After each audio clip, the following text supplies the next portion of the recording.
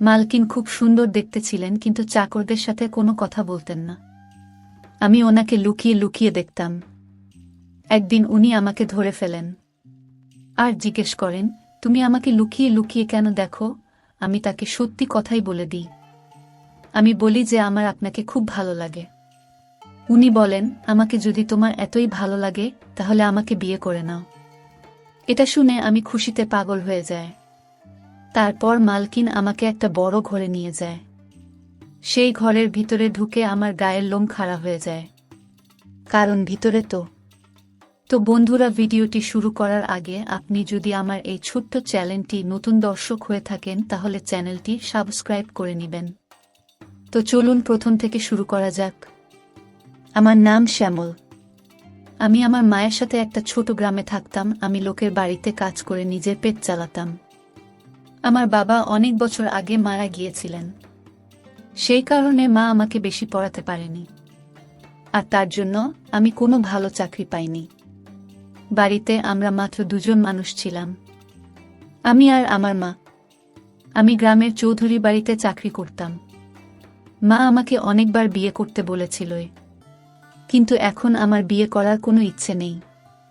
আগে আমি একটা নিজের বাড়ি করতে চাই, তারপরে আমি বিয়ের ব্যাপারে ভাবতে চাই। আমি সেরকম ছেলে নয় যারা বড় হতে না হতেই বিয়ে করার জন্য ব্যস্ত হয়ে পড়ে। আমি মনে করি আগে আমার একটা মেয়ের দায়িত্ব নেওয়ার যোগ্য হয়ে ওঠা উচিত, তারপরেই বিয়ে করা উচিত।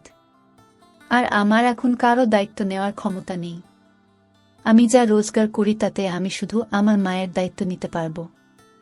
অন্য একটা মেয়ের দায়িত্ব নেওয়ার ক্ষমতা আমার এখনো হয়নি। তাই আমি মাকে আমার জন্য মেয়ে দেখতে বারণ করতাম। এতে মা একটু রেগে যেত, কিন্তু তারপর মা বুঝতে পারত যে আমি কেন তাকে বারণ করেছি। আমি অনেক বছর ধরে আমার গ্রামে কাজ করছি, কিন্তু চৌধুরীদের বাড়িতে কাজ করে আমি আমার পারিশ্রমিক ছাড়া আর কিছুই পেতাম না। ওদের থেকে অন্য কোনো সাহায্য পেতাম না। আমার পারিশ্রমিকের টাকাই তো আমার সংসার চলত। তাহলে আমি নতুন বাড়ি তৈরি করার টাকা কোথা থেকে পাব? মাঝে মাঝে মনে হতো আমার স্বপ্ন স্বপ্নই থেকে যাবে, সেটা কোনো দিনই সত্যি হবে না। চৌধুরীদের বাড়িতে অনেকগুলো কাজের লোক ছিল। তারা সবাই খুশি ছিল, কারণ তারা দুবেলা দুমুঠো খেতে পেত। এর থেকে বেশি তাদের কোনো চাহিদাই ছিল না। বড়লোকেদের এতে অনেক লাভ হতো। তারা গরিবদের দিয়ে কম টাকায় অনেক বড় বড় কাজ করাতে পারত, আর গরিব লোকেরা সেটা খুশি হয়ে করে দিত। এতে তাদের দোষ নেই। নিজেদের পেট চালানোর জন্য তাদের কিছু তো করতেই হবে। এমনিতেই গ্রামে গঞ্জে চাকরি বেশি নেই, আর থাকলেও একটা অশিক্ষিত লোককে চাকরি দেবে কেন? তাই তাদের কাছে একটাই উপায় ছিল যে বড়লোকদের বাড়িতে কম পয়সায় চাকরের কাজ করা, আর বড়লোকরা এটারই সুযোগ নিত। আমার বাবাও চৌধুরীদের বাড়িতে চাকরের কাজ করত। আমার বাবা মারা যাওয়ার পর সেই কাজটা আমি পেয়েছিলাম। আমি আর বাবা সারা জীবন ওদের হয়ে কাজ করে গেলাম, কিন্তু তার বদলে আমরা কি পেলাম? আমরা নিজেদের একটা ভালো বাড়ি বানাতে পারি না। আমার খুব ইচ্ছে করত এখান থেকে দূরে কোথাও চলে যেতে, কিন্তু মা আমাকে বারবার আটকে দিত। মা বলতো আমি অল্পতেই সন্তুষ্ট, আমার ছেলে আমার সাথে আছে, এতে আমি খুশি, আমার আর কিছু চাই না। মায়ের এই কথা শুনে আমি আর যেতে পারতাম না। তারপর একদিন এমন একটা ঘটনা ঘটল যেটাতে আমার সিদ্ধান্ত নেওয়া আরও সহজ হয়ে উঠল। একদিন আমার মায়ের খুব শরীর খারাপ হয়। আমি তাকে ডাক্তারের কাছে নিয়ে যাই। ডাক্তারবাবু কিছু ওষুধ লিখে দেন। সেই ওষুধগুলো কিনতে গিয়ে আমি দেখি সেগুলো খুব দামি ওষুধ, আর আমার কাছে অত টাকাও নেই। আমি চৌধুরী বাবুর কাছে গিয়ে বললাম, আমার এখনই কিছু টাকার দরকার, আমার মা খুব অসুস্থ, তার জন্য ওষুধ কিনতে হবে। চৌধুরীবাবু টাকা দিতে রাজি হন না। তিনি বলেন, তোমার মায়ের তো অনেক বয়স হয়েছে, তিনি আর বেশি দিন বাঁচবেন না, তার পিছনে খরচা করে কি লাভ? তাকে শান্তিতে যেতে দাও। আমি ভাবি, কেউ এভাবে কারোর মৃত্যু কামনা কি করে করতে পারে? আমি তারপর আমার এক বন্ধুর থেকে টাকা ধার নিয়ে মায়ের জন্য ওষুধ কিনে আনি, আর মা চটপট সেরে ওঠে।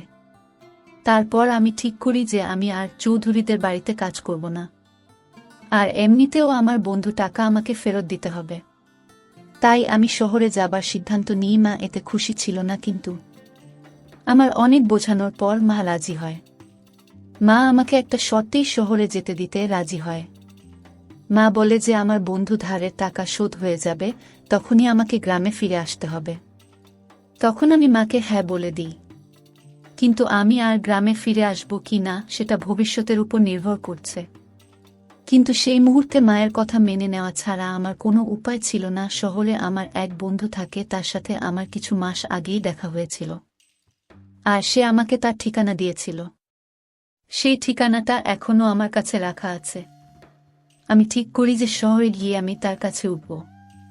মায়ের খুব মন খারাপ হয়েছিল, কিন্তু আমি কি করব, আমাকে গ্রামের বাইরে যেতেই হবে। এই গ্রামে পড়ে থাকলে চৌধুরীরা এভাবে কম টাকায় আমাদেরকে খাটাবে, আর আমরা তাদের হাতের পুতুল হয়ে থাকব। গ্রামে আমাদের যে সব আত্মীয় স্বজনরা ছিল তাদেরকে আমি বলে যাই যে আমার অনুপস্থিতিতে তারা যেন মাকে দেখে রাখে। তারপর আমি নিজের জিনিসপত্র গুছিয়ে বিকেলে শহরের জন্য রওনা দিলাম। আমি এর আগে কখনো শহরে যাইনি, তবে হ্যাঁ, আমাদের গ্রামের পাশে একটা ছোট শহর ছিল, সেখানে আমি মাঝে মধ্যে জিনিসপত্র কিনতে যেতাম। আমি পরের দিন একটা বড় শহরে গিয়ে পৌঁছি। আমি আমার বন্ধু ঠিকানাটার সাথে এনেছিলাম, সেই ঠিকানাটা খুঁজতে আমার পুরো দিন লেগে যায়। শেষমেশ আমি তার বাড়িতে গিয়ে পৌঁছই, কিন্তু আমি জানি না সে এখনও সেখানে থাকে কিনা। সে যদি সেখানে না থাকে তাহলে আমি কোথায় যাব জানি না। আমি সেই দরজায় গিয়ে কলিং বেল বাজালাম, আর আমার বন্ধু এসে দরজাটা খুলল। সে আমাকে দেখে অবাক হয়ে যায় আর খুশি হয়। সে আমাকে অনেকবার বলেছিল শহরে এসে কাজ করতে, কিন্তু আমি মায়ের জন্য আসতে পারিনি।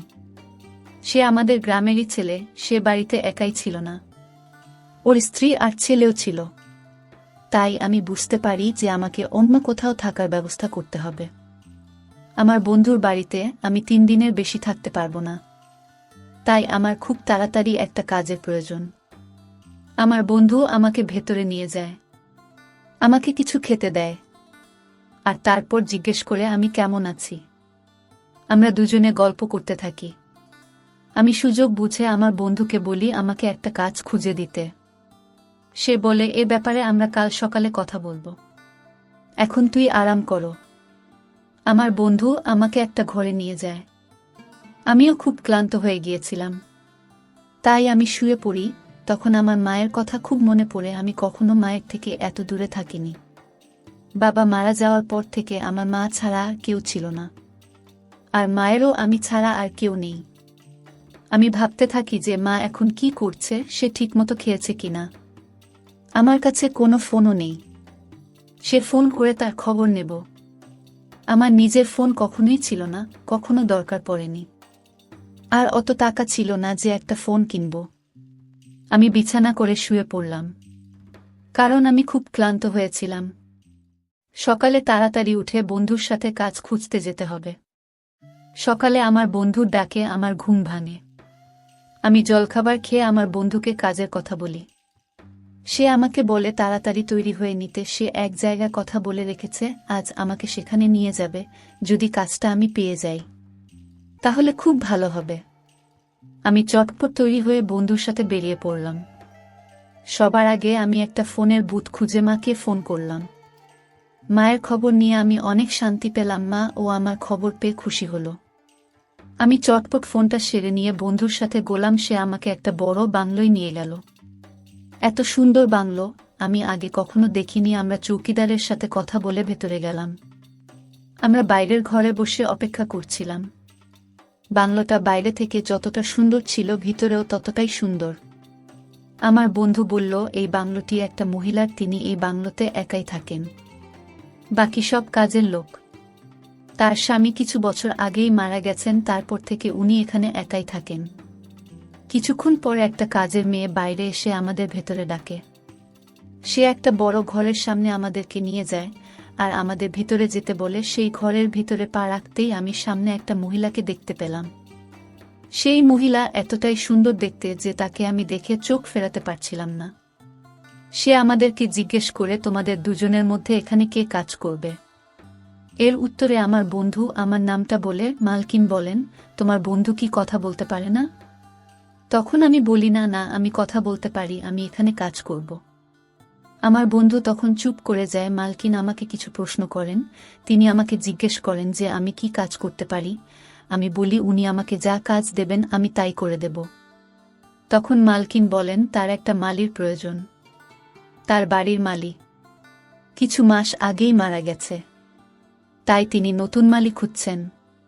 তিনি আমাকে জিজ্ঞেস করেন আমি কি মালির কাজ করতে পারবো। কাজটা সহজ ছিল আর পারিশ্রমিকও ভালো পাচ্ছিলাম। তিনি বলেন তার বাংলোতে তিনি আমাকে একটা থাকার জায়গা দেবেন। তাই আমি কিছু না ভেবেই হ্যাঁ বলে দিই। মালকিন বললেন কাল আমি ঘুম থেকে উঠে যেন তোমাকে কাজে দেখতে পাই। এখন তোমরা আসতে পারো। আমরা বাড়ির বাইরে বেরিয়ে এলাম। আমার বন্ধু বলে তোর ভাগ্যটা খুব ভালো যে তুই এত কম সময়ের মধ্যে এত ভালো একটা কাজ পেয়ে গেলি।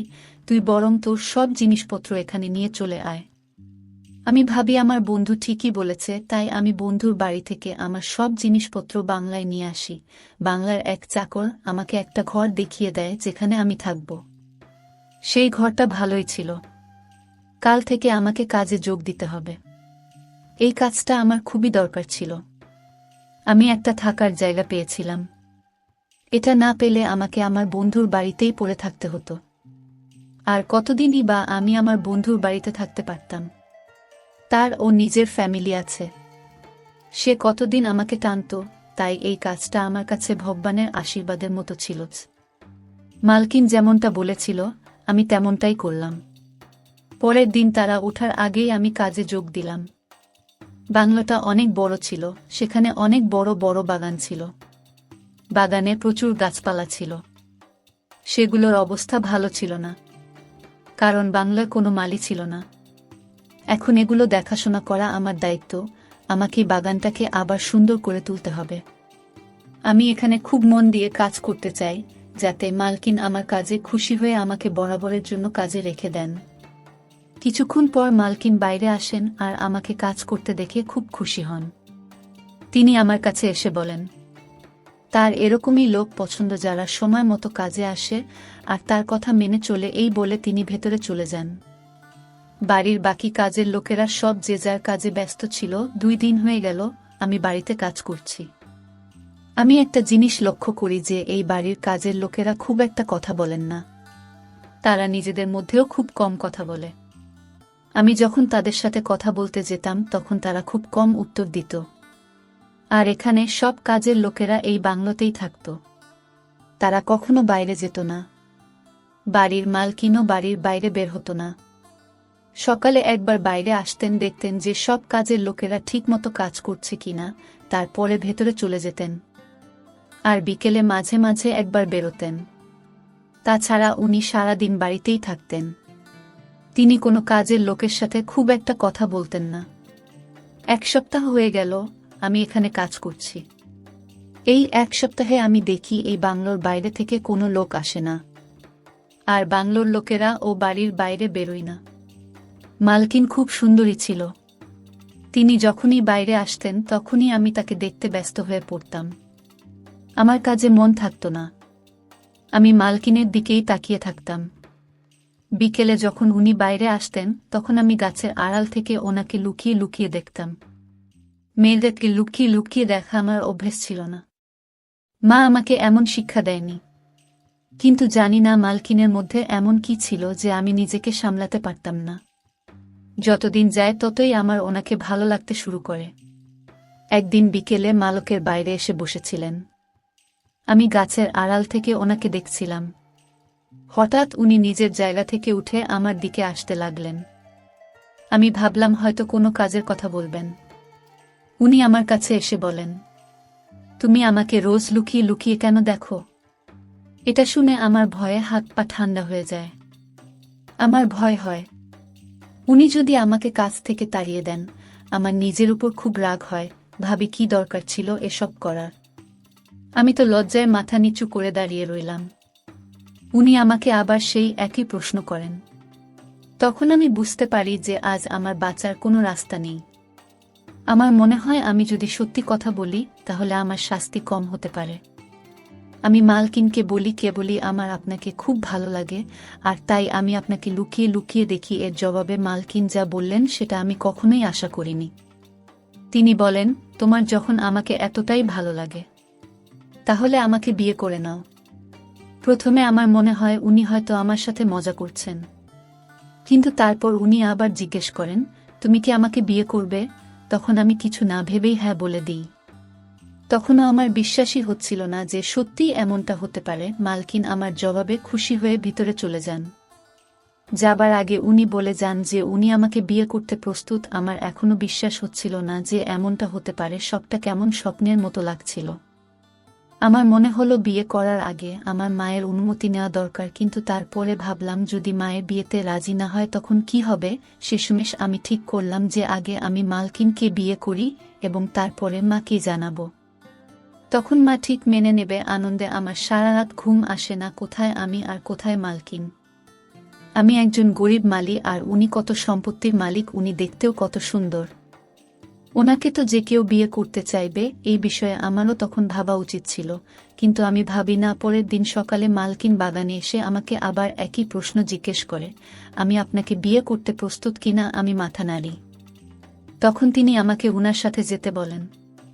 আমি ভাবলাম আজই হয়তো আমাদের বিয়ে হয়ে যাবে, কিন্তু তিনি আমাকে বিয়ের মণ্ডপে নিয়ে যাওয়ার বদলে একটা কারাগারে নিয়ে যান। সেই কারাগারের ভেতরে পা রাখতেই আমার বুক কেঁপে ওঠে, কারণ ভেতরে আমার মতো আরও অনেক কম বয়সী ছেলে ছিল। খুব হালকা আলো ছিল।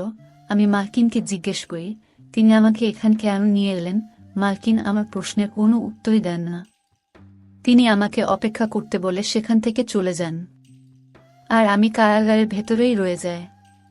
তখন আমার মনে হয় যে মালকিনকে বিয়ে করতে চেয়ে আমি অনেক বড় ভুল করে ফেলেছি। তারপর মনে হয় হয়তো মালকিন আমার পরীক্ষা নিচ্ছেন। এই ভেবে আমি কারাগারে এক কোণায় গিয়ে বসে পড়লাম। কিছুক্ষণ পর একটা চাকর এসে আমাকে খাবার দিয়ে যায়। আমি তাকে জিজ্ঞেস করি যে মালকিন কোথায়, কিন্তু সে আমার প্রশ্নের কোনো উত্তর না দিয়েই চলে যায়। আমার খুব খিদেও পেয়েছিল, তাই আমি চটপট খেয়ে নিলাম। আমি বুঝতে পারি যে খাবার না খেলে চলবে না। খাবারের উপর রাগ করে কোনো সমস্যার সমাধান হবে না। এইভাবে বেশ কিছুদিন আমি কারাগারে কাটাই। ঠিক কতদিন আমি এখানে বন্দি দিয়েছি আমার নিজের হিসেব নেই। শুধু সকালে একবার, বিকেলে একবার একটা চাকর এসে আমাকে খাবার দিয়ে যায়। মালকিন আর এদিকে আসেন না। আমি কারাগারের এপাশ ওপাশ ঘুরে দেখছিলাম, কিন্তু এখান থেকে বাইরে বেরোনোর কোনো রাস্তাই নেই। একদিন সকালে চাকর আমাকে খাবার দিতে আসে, তার সাথে মালকিনও আসেন। উনাকে দেখে আমি একটু নিশ্চিন্ত হই। আমার মনে হয় এবার হয়তো আমার পরীক্ষা শেষ হয়ে গেছে, তাই উনি আমাকে নিতে এসেছেন। মালকিন বলেন যে কাল তার সাথে আমার বিয়ে, আর উনি এটা বলতেই এখানে এসেছেন। কাল বিকেলে উনি আমাকে নিয়ে যাবেন। কিন্তু একটা প্রশ্ন আমার মাথায় ঘুরপাক খাচ্ছিল। শেষমেশ আমি সাহস করে মালকিনকে প্রশ্নটা করেই ফেলি যে তিনি আমাকে এতদিন এই কারাগারে কেন রেখেছিলেন, আর এখানে বাকি যে সব ছেলেরা আছে তারা কারা? মালকিন যেতে যেতে দাঁড়িয়ে যান। উনি আমার দিকে তাকিয়ে বললেন, সেটা অনেক বড় গল্প, এখন আমার কাছে অত সময় নেই, কিন্তু আমি জেদ ধরি যে আমি এটা জানতে চাই। আমার প্রশ্নের উত্তর না দিলে আমি বিয়ে করব না। মালকিন তখন আমার সামনে একটা চেয়ারে বসে পড়েন। তিনি বলেন, চলো তোমার শেষ ইচ্ছা পূরণ করে দিই। এই বলে উনি আমাকে ওনার গল্প বলতে শুরু করেন। আজ থেকে কিছু বছর আগে আমার বিয়ে হয়েছিল। সে এই বাড়ির মালিক ছিল। আমরা একে অপরকে খুব ভালোবাসতাম। আমাদের অনেক দিনের প্রেম ছিল, কিন্তু সে বিয়ে করতে চাইছিল না। আমি বুঝতে পারছিলাম না যে সে এমনটা কেন করছে। একদিন আমি তাকে বলি যে সে যদি আমাকে বিয়ে না করে তাহলে আমি আত্মহত্যা করব। তাকে আমি আত্মহত্যার ভয় দেখিয়ে বিয়েতে রাজি করাই আমাদের বিয়ে হয়ে যায়। কিন্তু বিয়ের প্রথম রাতেই আমার স্বামী আমাকে ছেড়ে চলে যায়। তারপরে আমি জানতে পারি যে তার কোনো একটা বড় অসুখ ছিল, যে কারণে সে আমাকে বিয়ে করতে চায়নি। তিনি আমার নামে সব সম্পত্তি লিখে দিয়ে যান যাতে ভবিষ্যতে আমার কোনো কিছুর অভাব না হয়।